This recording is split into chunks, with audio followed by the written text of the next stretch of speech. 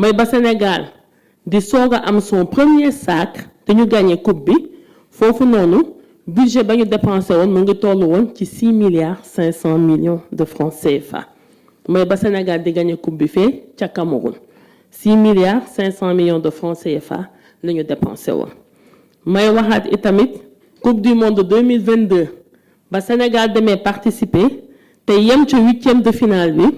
ñu ngi ko xayma Sénégal mu ngi dépensé woon 11 milliards de francs CFA ñu daal di yem 8e de finale ci coupe du monde 2022. Édition bii nii mujj 2023 avant bi ca Côte d'Ivoire te ngeen xamante ne suñu équipe bi daanaka mu ngi toog ca premier tour ba ci 8e de finale bi foofu itamit këyit yi ma fekk man yi ma donn mu ngi attesté ne que dépensé nañu 7 milliards de francs CFA ñu ngi yem 8e de finale ñun ak suñu budget de 5 milliards 125 millions de francs CFA ñun moom lañu cheminé ca tàmbali ba ca finale ba loolu noonu madame le ministre dama ko bëggoon rappeler avant may dugg dans le vif du sujet. Préparation bi nag dama njëkk a yónnee mission de presse am yónnee naa ñaari yoon Maroc gannaaw ba match de qualification Coupe d'Afrique bi weesee loolu jaratul ñu ciy dellu si parce que man bi may jël leng yi fekk na équipe bi joué na yenn match de qualification à cette Coupe d'Afrique yu bëri loolu noonu jarul ñu ci ñëwaat. bu ñuy waajal nag kan bi mu am ñaari mission de prospection yoo xamante ne man yónnee naa ko foofu noonu ca Maroc. Première mission bi amoon samay collaborateurs ñaari collaborateurs dugaloon naa ci itamit le conseil technique du premier ministre en charge des sports ci biir mission boobu noonu ak waa finance la direction générale du budget seen benn élément foofu noonu ak tamit benn représentant fédération sénégalaise de football muy monsieur Amadou Kane ñoom ñoo effectué ji woon première mission bi ak samay collaborateurs foofu noonu ca Maroc ñu ànd si itamit ak waa ambassade bi suñu représentation diplomatique bi foofu ndaxte nag dëkk nag boo fa demee nga war fa taxaw war a jongante yaakaar naa ne que représentation diplomatique ba fa nekk ñoom ñoo nekk les personnes les mieux indiquées te ñoom ñoo la gën a mën a xam dëkk ba pour wax la fan moo baax nan la naka la. Première mission boobu noonu ba ñu demee déjà CAF mooy tànnal toujours sa équipe hôtel ba muy loger fa tabafakal macha allah hôtel bi ñu tànnaloon suñu gaynde yi nekkoon foofu ca Tanger te ñu naan ko Fairmont bokk ci hôtel yi nga xamante ne fa tabafakal yu mucc ayib la yéen ñi fi taxaw tey ji ni ñenn ñi yéen woon ci Coupe d'Afrique bi xëy na yow jot ngeen cee teg seeni gët. CAF nag daal di jëloon en charge 33 chambres ci 33 chambres yooyu amoon na ñaari suite benn suite bi pour le coach évidemment beneen bi pour le président de la fédération sénégalaise de football. ñun nag ñu ne ci première mission boobu gannaaw ñun suñu équipe bi wax dëgg neex yàlla ñun dañ cee bëgg ay performance ndaxte nag moom coach bi ci contrat woon bi ba ma koy approuvé man mii jëwrin bi dama ko sasoon ne ko Coupe d'Afrique bi da ngay dem pour gagner ko demoo rek pour àgg final mais da ngay gagner coupe bi parce que Sénégal namul àgg final. ci la ñu ne nag nit ki nag boo ko laajee ay performance da nga koy mettre itamit dans les conditions ci la ñu décidé ne que te ak ndigal yi ma jot itamit ci président de la République ak le chef du gouvernement premier ministre ñu ne na nga fexe ba équipe bi nekk dans d'excellentes conditions ba nga xamante ne dinañu nekk dans des conditions de performance ci la ñu nekk gannaaw CAF jël ñu nañu en charge 33 chambres yooyu noonu ñun nañ ci dolli ba mun a fexe chaque joueur mën a nekk moom kese ci néegam loolu moo indi état du Sénégal daal di jëlaat 27 chambres yokk ko ci 33 chambres yooyu noonu mu nekk un bloc lu tax 27 chambres yi parce que ci biir hôtel boobu noonu dañoo bëggoon isoler ñun suñu équipe bi ba loin de toute perturbation et loin de tout acte de parasitage ndaxte les conditions de performance pour les techniciens du sport xam nañu que dal mu laaj dafa bëri te élément bu mu njëkk a laaj mooy la tranquillité d'abord sportif de haut niveau bi foog mu nekk ci benn cadre bi nga xamante ne xelam dafay dal dara du ko perturber et puis loin des regards extérieurs et à l'abri aussi vraiment de toute personne yi nga xamante ne ay ondes négatives la ñuy àndal mën a semer foofu la zizanie perturber ci la ñu jëlee ne ndoonte sax xëy na néegi dina ëpp mais pour sécuriser suñu équipe nañu jël ñun ce bloc de 60 chambres amoon na ay suites ci biir ak des chambres individuelles comme ça daf lay leer na que équipe bu Sénégal kese ñoom ñoo fay nekk te dinañu am droit ne dogal ne ñi ñoo fay dugg ñi duñ fa dugg loolu moo indi état du Sénégal daal di jëlaat en charge 27 chambres yooyu noonu te amoon tamit ñeenti suite yi tamit ci biir indi chaque joueur ñu daal di koy mettre ci néegam ak tamit tous les membres aussi de l'encadrement technique tous les membres de l'encadrement médical itamit ku ci nekk itamit amoon nga sa néeg samay collaborateurs yi nga xamante ne itam ñoom ñoo àndoon ak équipe bi tollu woon ci ñeen ak yenn fédéraux yi pas ñëpp itamit le président de la fédération ak def naa ka toppa ca ñoom ñoo logé woon foofu noonu ca ak équipe bi les autres membres du COMEX ñoom dëkkuñu woon foofu loolu première mission boobu wax dëgg moo permettre ñu mën a stabiliser loolu identifier waale itamit hôtel bi nga xamante ne foofu la ñuy loger ñun suñu supporters yi buñ leen yóbboo ca Tanger ànd ci ak waa ambassade du Sénégal foofu noonu ca Maroc loolu moo indiwaat itamit ñu ne gannaaw nag wax dëgg ñun ñëpp même drapeau bi la ñuy défendre ci la ñu réunion ak waa 12e gaynde waa Ale Casa waa Lébu gi ne leen nag ren nag ànd par force la te benn dëkkuwaay lay doon ba ñu demee foofu itamit ca Maroc ca Tanger yàlla yombalal ñu ko ñu am benn hôtel bi nga xamante ne amoon na benn capacité bi nga xamante ne mënoon na contenir les 300 supporters pratiquement mënoon na jël 320 personnes ba 330 personnes ci lañ ko daal di aussi identifier noonu muy hôtel Andalousia yéen ñii ñëpp demoon gis ngeen loolu foofu la ñu logé woon tout le groupe de supporters bi nga xamante ne jóge woon nañu fii ñu daal di leen yóbbu foofu noonu waa Ale Casa waa Lébu gi waa 12e gaynde ku ci nekk itamit ak sa cuisine ak sa lépp et tout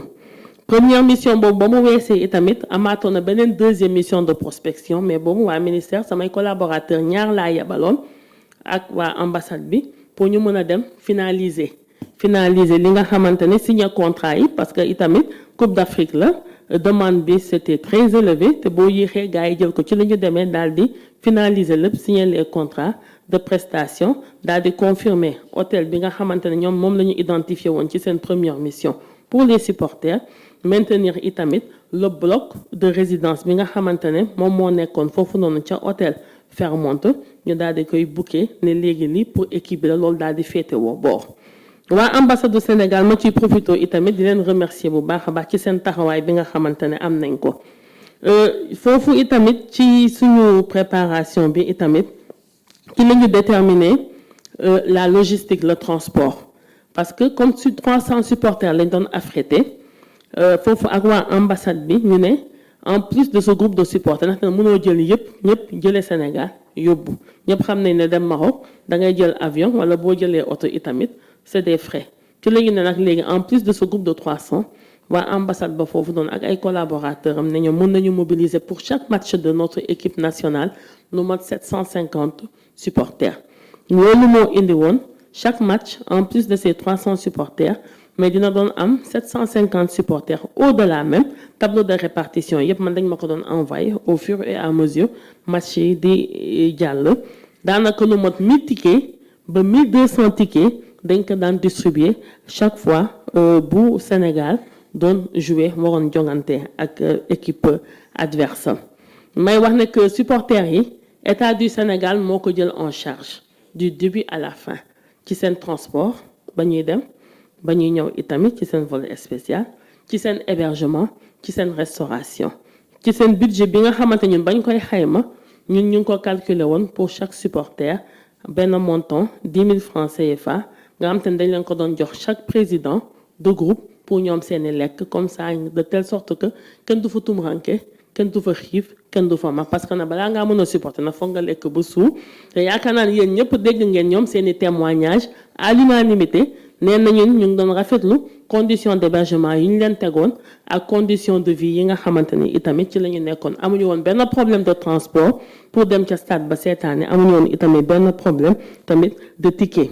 su ma ñëwee nag ci participation bi aussi purement et simple proprement dit ci participation bi ñu nag lu ñu ci gën a dimbali man lu ma ci gën a dimbali ci participation bi mooy juste avant may définir liste bi délégation bi dama jot rapport définitif Cour des comptes bi nga xamante ne moom moo doon saytu gestion Coupe d'Afrique 2021 ak gestion Coupe du Monde 2022 ndaxte nag ay mission de contrôle du ay question sanction wala réprimande mais dafay joxe ay recommandations ba nga xamante ne yow mi fi nekk tey dina la permettre nga éviter yenn njumte yi parce que il est clair que tôt ou tard mission de vérification mission de contrôle dina am ci Coupe d'Afrique 2026 bi nii 2025. ba ma ko jotee nag ma gis nekk ci recommandation yi rapport bi nag c'est pas encore publié mais c'est un rapport définitif que ñoom relevé nañ ci lu ci mel ni la maîtrise de la taille des délégations nañu xool parce que dañoo gis nekk ci campagne jot a jàll taille de délégation yi dafay démesuré te xëy na ñu ngi fay dugal amuñu fa benn njëriñ bu ñu demee itamit kenn xamul ban rôle exact lañ fay daal di jouer man nag ci loolu laa daal di sukkandiku daal di xool ci délégation officielle bi nga xamante ne man maa ko fixé par décision à part le coach son adjoint les membres de l'encadrement technique médical joueurs yi ñoom ñoo ci nekkoon le président de la fédération ak yeneen 3 autres administratifs collaborateurs yi nga xamante ne moom moo ñu ko jox ak man samay collaborateurs yi nga xamante ne ñeent lañu man maa leen ci dugaloon pour ñoom ñu mën fa nekk tous les jours di ma defal le reporting di ma defal le compte rendu bu problème amee et tout ñu mën ma revenir noonu laa déterminer la taille de la délégation mais nag may préciser waat que ne bokk ci taille de délégation boobu noonu itamit taxut woon nga am droit aux primes may def la différence il y a les primes que l'État du Sénégal s'est engagé à verser aux joueurs et aux membres de l'encadrement technique et médical. Donc ça n'a rien à voir avec les récompenses qui ont été octroyées, allouées par Monsieur le Président de la République suite au sacre du 18 janvier au soir. Le Président de la République moo kontaan bëggalee ko équipe bi bëggalee ko gaynde yi mais par ailleurs à côté de ces récompenses am na ay primes yi nga xamante ne yooyu noonu État du Sénégal moo koy jox coach bi tous les membres de l'encadrement technique médical et les joueurs au fur et à mesure ñoom ñuy performer te loolu noonu am na fu bëri fii ci Afrique ak ci àdduna bi nu équipe bi di gën a yéegee boo qualifié 8e de finale am nga prime de performance nga jóge 8e de finale dem quart de finale am nga prime de performance nga jóge quart de finale dem demi-finale la même chose nga dem finale itamit loolu c'est les primes que l'État du Sénégal s'est engagé à payer am na yi nga xamante ne jot nañ ko fay ordre de virement bi et tout envoyé nañ ko au trésor public am na yi prime de demi-finale et de finale bi loolu itamit les procédures sont en cours te incha allahu rabbi ku ci nekk di nga jot li nga war a jot léegi nag souvent délégation officielle yi ñoom dañ daan percevoir aussi des primes de performance au même titre que les athlètes que les joueurs man nag ci rapport Cour des comptes bi toujours bu ma ci sukkandikoo ma ne lii c'est à bannir man duma ko def ndaxte effectivement Cour des comptes dafa joxe comme recommandation bu dee fonctionnaire bi moom buy déplacé wu am na ay ordre de mission c'est bien encadré par la réglementation donc kenn xamut ci lan la ñu war a mën a sukkandiku pour fonctionnaire boobu noonu ñu koy jox des primes au même titre que les joueurs prime de performance bu équipe bi demee quart de finale yow fonctionnaire bi am nga kii wala kii même bu fekkente ne fonctionnaire bi itamit dafa nekk itamit di liggéey tëddu fa du nelaw mais mu ngi liggéey man ma génne bépp fonctionnaire ne la jël beneen décision à côté de cette décision bi nga xamante ne ci lay arrêter la liste de la délégation officielle ne jël beneen décision ne nag ñii ñoo am droit am les primes qui doivent être versées par l'État du président fédération du benn administratif fédération te du benn fonctionnaire itamit loolu c'est pour l'encadrement technique l'encadrement médical et ainsi que les joueurs bu ngeen ci gisee peut-être xëy na benn fédéral xam ne que peut-être kooku dafa am benn poste technique am na benn rôle technique bu muy jouer dans l'équipe mais du nekk en qualité d'administratif de la fédération moom moo ko jox droit à ces primes mais c'est surtout lié au rôle technique bi nga xamante ne moom daf koy daal di jouer ci biir équipe bi faf nag yàlla dogal ñu daal di gagner coupe bi moom président de la république joxe récompense ñu muy récompenser daal di ci boole waale yenn membre fédération dégg ngeen ko ci discours am ak ñeneen itamit ci suñu participation bi itamit yéen ñëpp seetlu ngeen ne que déggu leen ci benn coow ci wàllum mobilisation supporters yi tout ça c'est très bien passé début ba peut-être jusqu'en finale xëy na ci ngeen déggee ay coowum bi stade may waxaat ne foofu noonu lépp li nga xamante ne ñun dañ ko planifié woon parce que ñun mësuñu am benn problème mu ticket déjà l'État du Sénégal ñun fédération moo ñu ko jëndal à hauteur de 50 millions de francs CFA comme ay tickets yi nga xamante ne ñun avant la compétition même ñun booké woon nañ ko bloqué woon nañ ko moo ñu doon permettre chaque match ñu mën a jox suñuy supporters ak 750 yi nga xam ne dañ ko fa daan mobiliser et même au-delà jusqu'à 1200 supporters le tableau de répartition et tout ambassadrice bi di ma ko defal di ko jox samay collaborateurs ñoom itamit ñu ma koy envoyé c'est 750 supporters nga xamante ne ba Casablanca ba Rabat ba Fès Meknès Mohamed Dia Marrakech Tanger Kénitra am na ay Sénégalais yi nga xamante ne dañ fa daan jóge pour dem supporter ji suñu lions yi foofu noonu ca Tanger noonu lañ ko doon répartir foofu noonu en plus de ces 300 supporters yi nga xam ne ñu ñoo leen jële woon Sénégal yóbbu leen fa seen moyen de transport logistique yëpp était à disposition à chaque fois bu ñu waree dem ca stade ba toutes les dispositions étaient prises benn retard du ci am ak leneen ak leneen suñu final bi nag gis ngeen ne amoon na ay coowum billet mais coowum billet yooyu aussi may fàttali xam nga équipe buy dem final loolu noonu boo ko réservé peut-être 1200 tickets du ko doy ndaxte final yooyu yeneen données spécifiques yeneen données mooy duggaat dina am ñi nga xamante ne xëj na sax ñoom prévoir wuñu woon dem seetaani Coupe d'Afrique mais ñoom dinañu dagg seen billet d'avion daal di dem ñi jóge Europe d'autant plus que Maroc gis ngeen ko dafa nekk ci diggante bi boo jógee Europe xëj na Europe de l'Ouest 24 heures lu mu bëri ngay dawal dugg Espagne itamit ay waxtu rek ngay def daal di dugg foofu jóge fii tamit Afrique de l'Ouest jóge Afrique ñooñu nekk woon li nga xamante ne itam mënoon nañ ko planifier ñun ñii nii ba nga xamante ne mënoon nañoo def benn réserve voire de ticket pour ñooñu mais après gis ngeen lu ci topp après amaatoon nañu xëy na benn augmentation et tout au-delà de ces 1200 tickets yi nga xam ne dañ ko daan am habituellement mu daal di ci dolleekuwaat ma ciy profité waale aussi di waxaat ne xëy na ñun aussi ñun xëy na amuñu ay culture wu jënd ay tickets wala di prévoir mais nag loolu foog ñu xaw ko mën a ci tuuti intégrer ñun itamit ci suñuy habitude parce que da ngay gis sax des fois ci championnat yi feneen da nga gis ñi nga xam te ne ñoom durant toute la durée du championnat dañuy jënd ñoom place daal di koy bloqué mais nag comme ñun nag des fois sama classe gi dañuy naan dem financer aléatoire ak demi financer aléatoire wóorut jënd sama ticket parce que mën naa jënd sama ticket sama équipe du dem final wala du àgg demi final te kon bu boobaa man damay perte yooyu noonu nag xam nga nag ke mënu ko évaluer ke mënu ko prévoir itamit et tout pour ñu daal di koy mën a def